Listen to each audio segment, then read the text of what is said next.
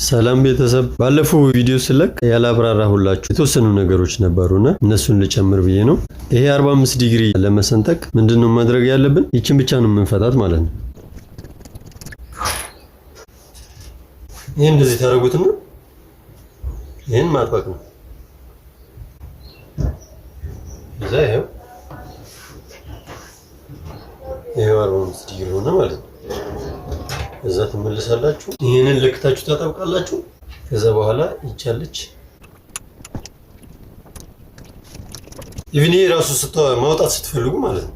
ይሄን ማውጣት ስትፈልጉ ይሄኛው በቃ ይሄ ተፈጣን ከዛ ውልቅ አድርጋችሁ ያን ታወጣላችሁ። መልሳችሁ ስትከቱ ደግሞ ይችን ነገር በቃ የዚህ ትንሽ አስቸጋሪነቱ በእርግጥ ይሄ ወጪ ገቢ አይደለም፣ ፐርማነንት ነው።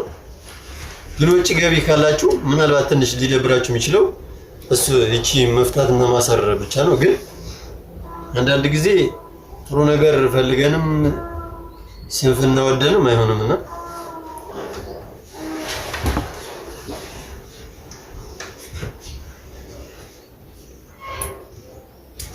ይሄው